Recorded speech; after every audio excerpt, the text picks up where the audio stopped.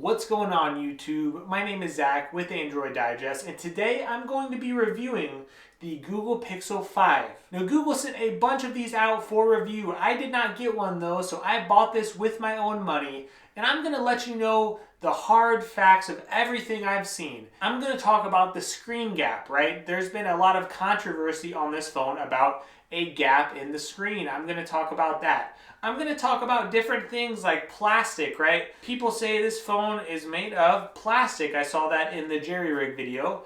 And you might be wondering, is it plastic? Is it made of aluminum? What is this phone made of and how does it work? And I think the biggest question you're wondering is, should you spend your money on this phone? Because it retails at about $700 and you might be wondering if you should spend your money on it. So I'm going to have a whole bunch of close-up shots of this phone. I'm going to give you a really in-depth, detailed review. So let's get this video started and get this review going.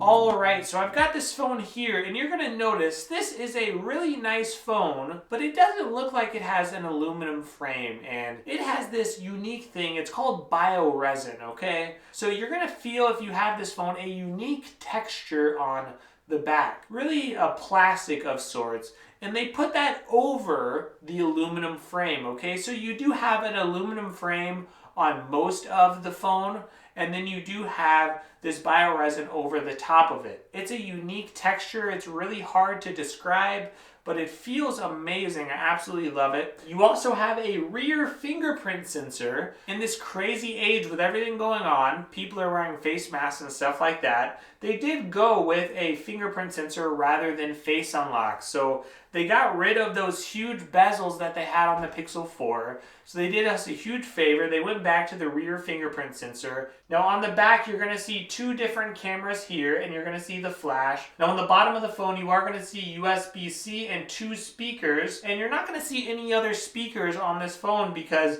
they're actually underneath the screen. You have a secondary speaker on the top, and they're not super loud. They're good. They're probably not as good as you saw in the Google Pixel 4 or the 4 XL. I'll get into that a little bit later. On the right side of the phone, you are going to see this power button, which is made of a nice metal, and you do have up and down on the volume there as well. And on the other side of the phone, you are going to see your SIM card slot. So there is no SD card slot and there is no headphone jack. So a lot of reviewers out there are really hating on Google for some of the choices that they made. But here's what you need to know. Google improved a ton of the things that we have been clamoring for. A lot of us hate Face Unlock, and fingerprint sensors are so much easier. You don't have to move the phone up to your face. Plus, we are wearing face masks in this time, or a lot of people are. So to have a fingerprint sensor here is a really big bonus. A lot of us wanted a bigger battery and a lot of other things. So Google, they really stepped up by improving a lot of stuff, putting the stuff off we don't need, and putting this phone at a more serviceable price. And another area where this phone is very good is the display. The display is a very good display, and in fact it has a very good resolution. It's a 2340 by 1080 resolution. The screen is also made of Gorilla Glass 6. Now this display, it is very, very beautiful. It gets very bright. Now if you do want your phone to get a little bit brighter, Google is a little unique with this, okay? You actually want to turn on adaptive brightness in your settings, automatic brightness. And for whatever reason, there's a lower brightness cap when you have manual brightness turned on. So you could still adjust brightness when you have adaptive or automatic brightness on, but you will get a little bit of a higher cap as far as brightness. So I do recommend turning on adaptive brightness, and I think they do that to protect your screen from burn-in. This is a 6-inch display, and they did not come out with a larger model. So this is a phone for those people who want a thinner phone, a lighter phone. This phone feels so light compared to all the other phones on the market. Now this display is a 90 Hertz display, so the refresh rate is very, very good on this phone. So I know you might want 120 Hertz if you are a super techie out there. But you do need to know that there is a trade-off at some point, right? When you go to a higher refresh rate in your screen, it does take more battery life. So this phone, the scrolling looks very, very smooth. If you want to go to the developer options, you can click About Phone, click Software Information, and click Build number a bunch of times, and you can get over to the developer settings. You could force your phone to stay in 90 hertz mode at all times. You can do that if you want to. And the 90 hertz looks very, very good. So the display looks very, very smooth. It looks very good. And this phone, it also performs very well. This has a Snapdragon 765G. And a lot of people are fretting about that. They're wishing that this phone had a Snapdragon 865 or a Snapdragon 865 Plus. Well, keep in mind this phone does have 8 gigabytes of RAM, and the Snapdragon 765G, it did not slow down for me at all. You could still game on high settings. You might not be able to game on the absolute highest on every game. It's going to be very, very fast, and I didn't really have any hiccups at all. We have to understand that there are trade-offs. Again, certain things are better for battery life, and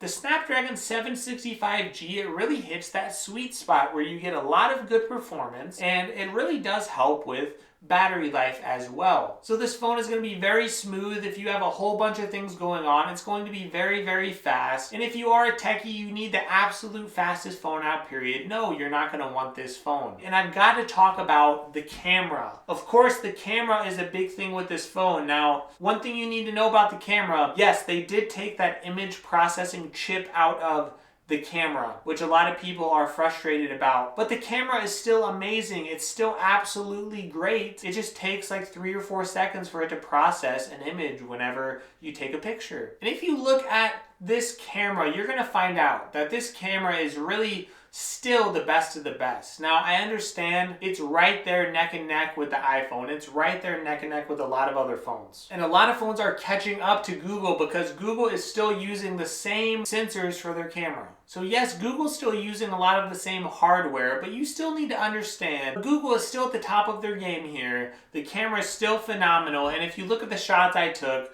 I don't take them in perfect lighting or anything like that, so you'll see a lot of average shots in some ways, but man, this camera is absolutely beautiful.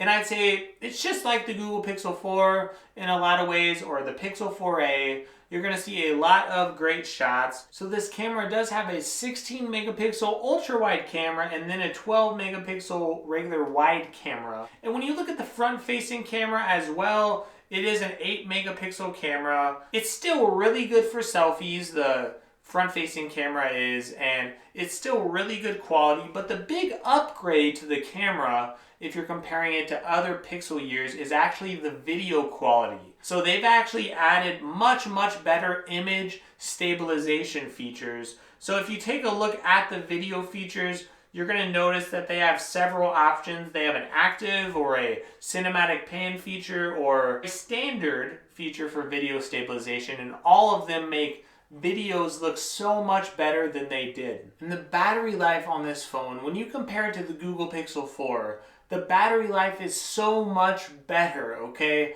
Again, I'm getting about 8 hours of screen time on an average day, and you might get a little more or a little less based on what you do on your phone, but man, this phone is absolutely great in the battery life department. And this is why I'm so frustrated with all these reviews. There's all these reviews out there complaining about how bad the Google Pixel 5 is. The Google Pixel 5 really fixed a whole bunch of issues we had with the Google Pixel 4. They got rid of a useless gesture system that no one used. They added a larger battery, a very large battery in fact. They also added a phone that is very battery efficient. They have a great phone with a ton of great software features, and yes, certain places do not allow you to save your spot in line and give you a call back. So Google will hold for you. They have a setting where you can actually allow it to hold for you and notify you when you need to get to the phone. And it worked very well for me. I was on hold with Verizon for about 45 minutes and Google saved my spot. They told the Verizon rep I was coming,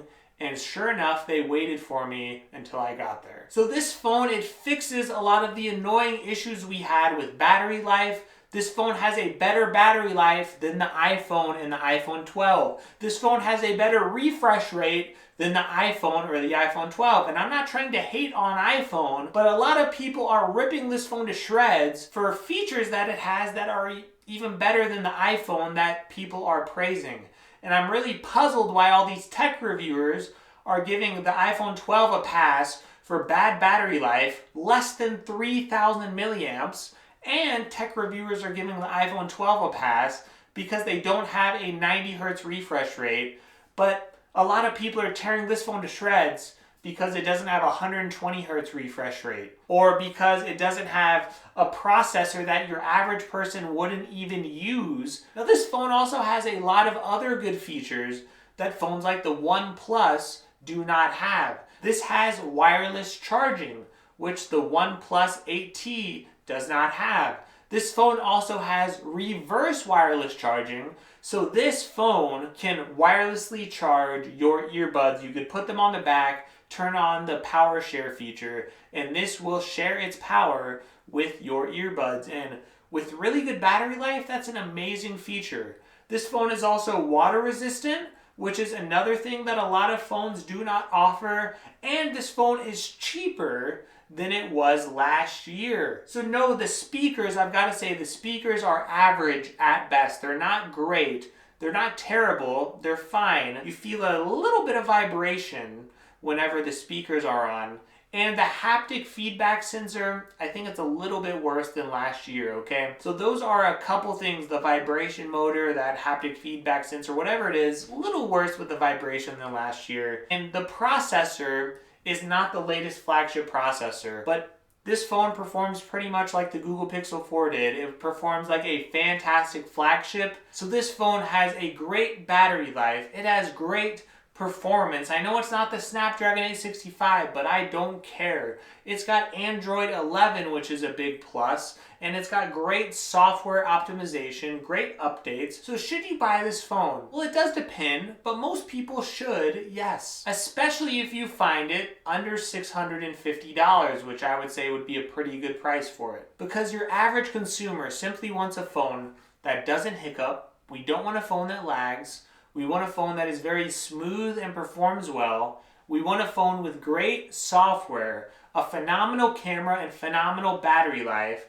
And a lot of us, we want water resistance. And wireless charging is a plus, and it's an even bigger plus when you can charge other devices like wireless earbuds on your phone, especially when you get good battery life like this. So this phone is phenomenal for a practical user, and for someone who wants to use a phone with one hand especially. As far as the cons, well, some of you are going to want a phone that's bigger, and I understand that, and that is a con.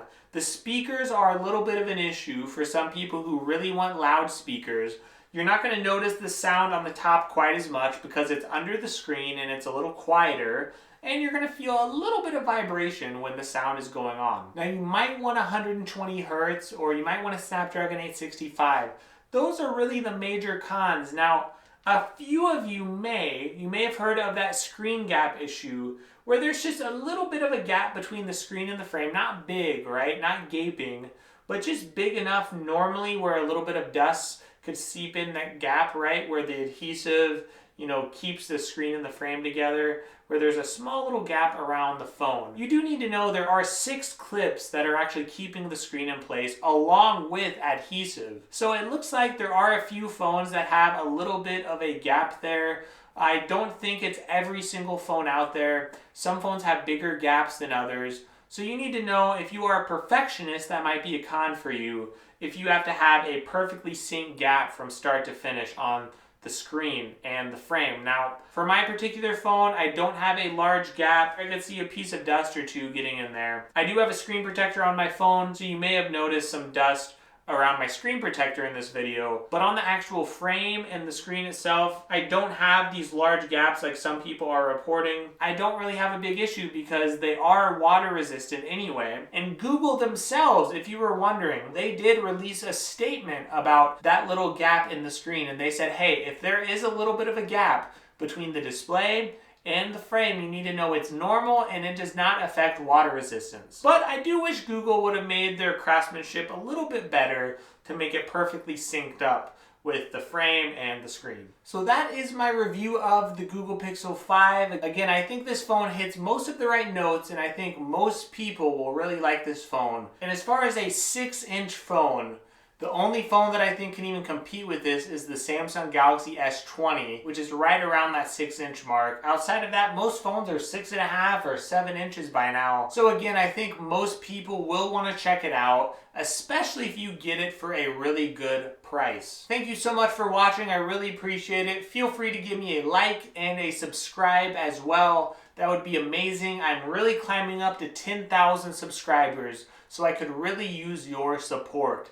Thanks again. I really appreciate everything you do for me and all the support. And please stay safe in this crazy, crazy time.